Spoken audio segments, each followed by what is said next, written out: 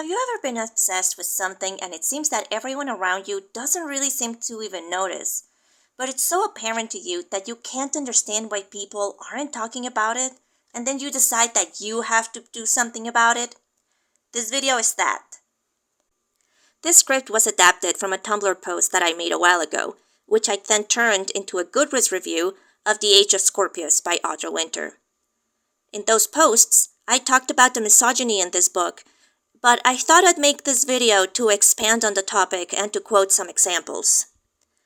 I was introduced to this book about 6 weeks ago when a friend passed it on to me because they didn't enjoy it and they wanted me to read it so that we could suffer together. And I've been fixated on it ever since. I watched a ton of drama videos, I reread the entire thing, and then I decided to start writing a spite fic because something has to be done to give these characters justice. And I don't think Audra will. Yes, Audra Winter lives rent-free on my mind. I know, no one needs to point this out to me. I feel I should give a warning right now because this is a full spoiler review and because I will be talking about the sexual assault and parental abuse mentioned in the book. Both topics are tagged on the video's timeline if you want to avoid them. I have structured this video as follows. First, I will argue my main point, the misogyny present in the text. Second, I will mention some creators that I believe have done great videos on the book in general, and I will add a mini plug for myself. Lastly, I will mention some smaller irks that I found, but don't really fit into the main point. I present a lot of quotes directly from the text to back up my arguments, and I will be reading the dialogue and narration from these sections as succinctly as possible, since there's a lot of unnecessary descriptions. I've compressed a lot of the text while speaking, but I will show full quotes on the screen. For screenshots, I used a digital version of the book since it was a lot easier for me to find, highlight, and copy text this way.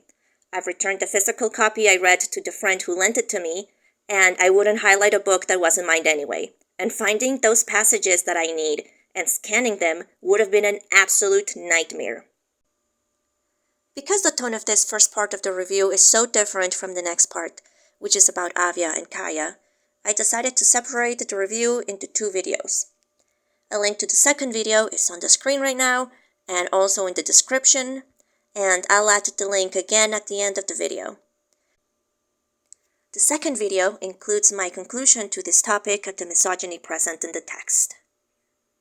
Many people have already talked about the prose, the grammar mistakes, the plot that cannot be followed, the incredible amount of coincidences and conveniences, the misuse of words, and the most apparent mistakes in the Age of Scorpius. I agree with all of those arguments, so I will leave them out of this analysis. Now that I've provided enough context for the review, let's get started. The nameless mother. There are several issues with Rieka's and Avia's mom. Issue number 1. This character literally has no name, and it's heavily implied to have been raped by Blaine, the big bad guy. Every time this character is spoken about, the characters only refer to her as mom or your mom. By not giving her a name, the reader is meant to understand that this character doesn't matter, and we shouldn't care about her. I think this goes without saying. The nameless mother is used by the writer to introduce a seemingly more important but equally useless father character who does get a name, Rowan. The narrative says, but doesn't convincingly show, that Rowan is a doting father and cares greatly about Rieka. I will argue why I don't think Rowan is a great father later on. Before we continue, I feel I should mention that I don't inherently have a problem with rapey media. If sexual assault in a story is used in a manner which portrays the violent and destroying nature of it in an honest and respectful way, I have no problem with that. It's unclear to me why this assault was included at all. It seems to serve no purpose beyond shock value.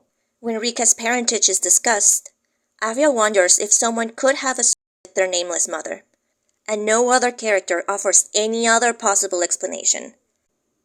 Instead, they change the subject entirely. Rieka. Atlas did say that there were 6 known zodiac turners. Avia. Oh, you're right. You're saying that a zodiac turner could have assaulted Mom? Chase. Avia, not right now? Avia. But it's relevant. Her aversion to talking about it would make a little more sense. And that seems like the closest answer to why you've got the magic. Chase. How do you do that, Rieka? Make the whole zodiac wheel thing light up. Chapter 14. For all the characters know, the encounter could have been 100% consensual, but no one even attempts to offer any other explanation. They don't even try to comfort the sisters in any way. By not providing any other explanations, the author is telling us that the assault is actually what happened.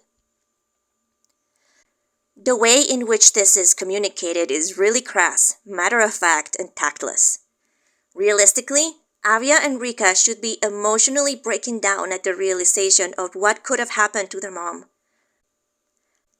I don't see how any child could be so blasé after realizing that their parent could have been sexually assaulted, or that they are possibly a child conceived from rape. Avia and Rieka never deal with the psychological ramifications they should be experiencing.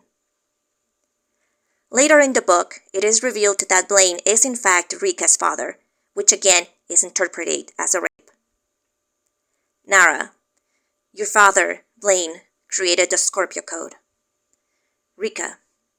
It all made sense. Why I was a zodiac turner, why my mother refused to speak of him, why she despised the existence of her own daughter. Chapters 27 and 28. I have never suffered sexual abuse of this magnitude, so I don't feel like I have the right to make a valid commentary on this passage. But to me, I feel like it displaces the anger Rieka should be feeling toward Blaine onto her nameless mother for supposedly hating her. Like I said, I don't feel I have the right to comment further on this, so make of this excerpt what you will. The only thing I know for certain about these two paragraphs is that they didn't need to be included in the book. I struggle to understand why Audra Winter would have the villain rape the only unnamed female character who is important for the plot. I still struggle to understand what she wanted to communicate.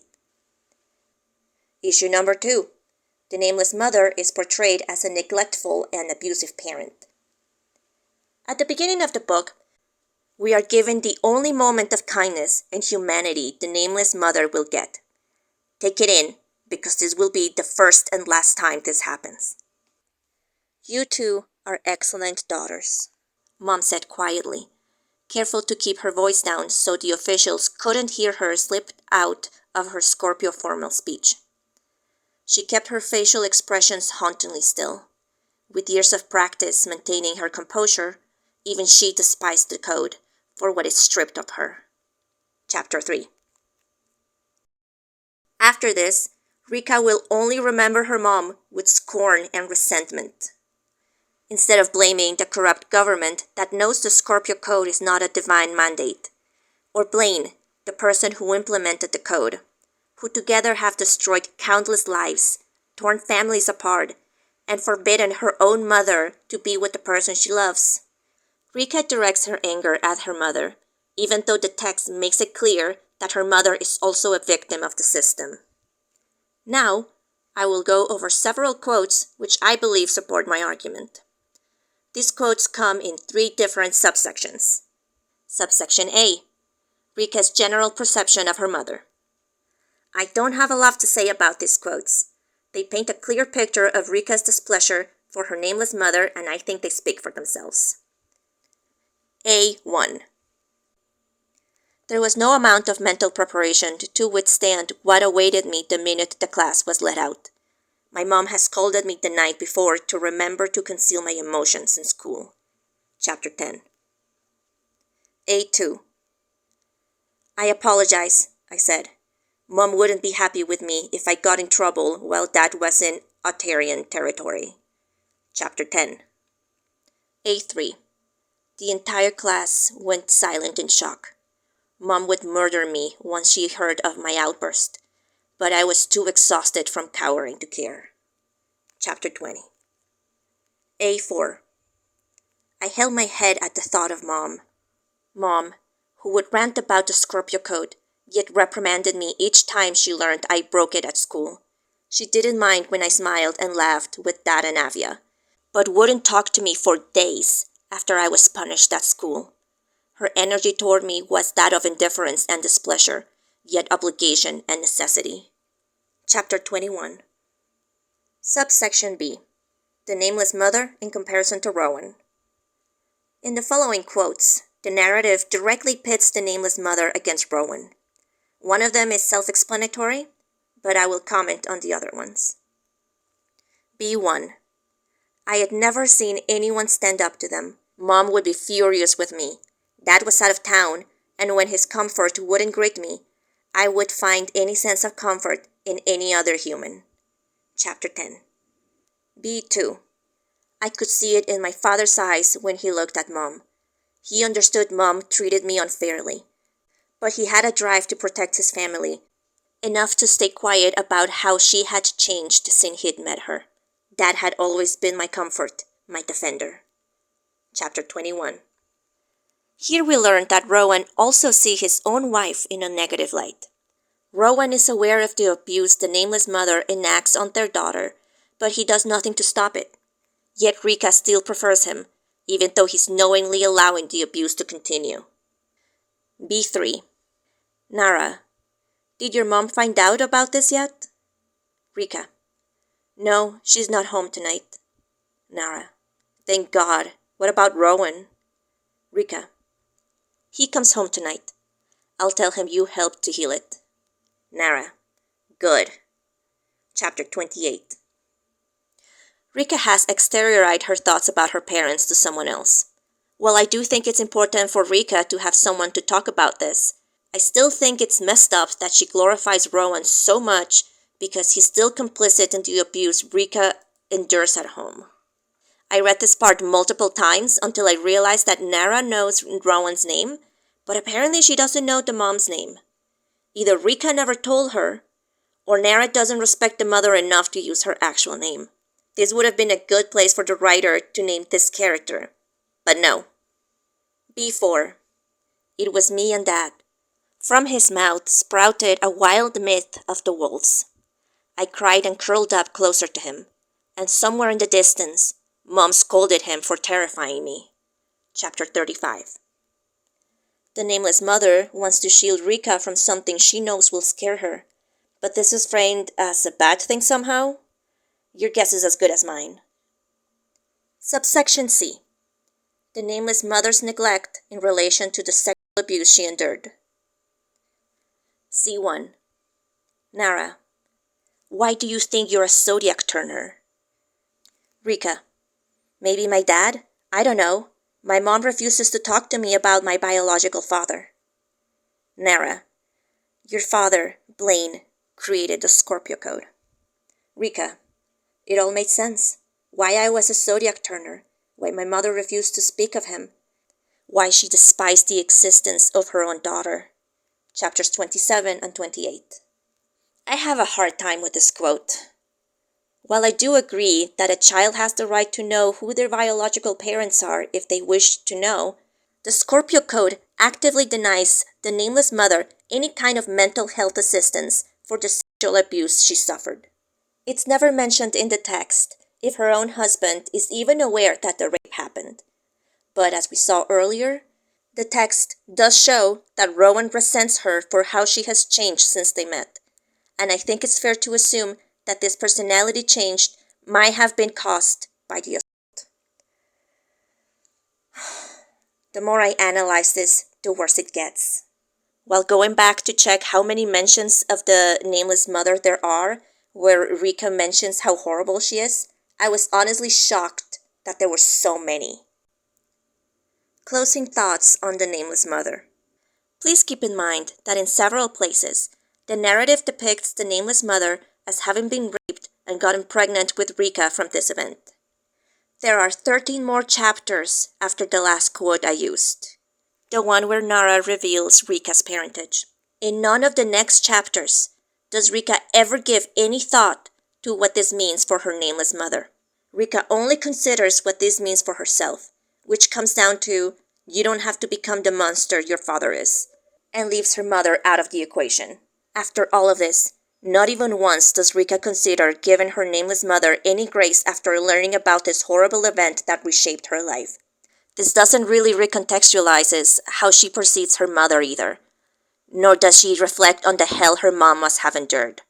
She doesn't even feel bad for her at any point. Outside of dream memories, of which there are many, Rieka doesn't even think about her nameless mother even once during the entire book. It's deeply upsetting to see this handled so poorly from a female writer. For readers who have experienced sexual violence, this type of careless depiction can be genuinely distressing, and I believe that no survivor or reader deserves to have their pain turned into a careless plot device. Intermission. I just wanted to take a minute to acknowledge that this part of the review got really upsetting.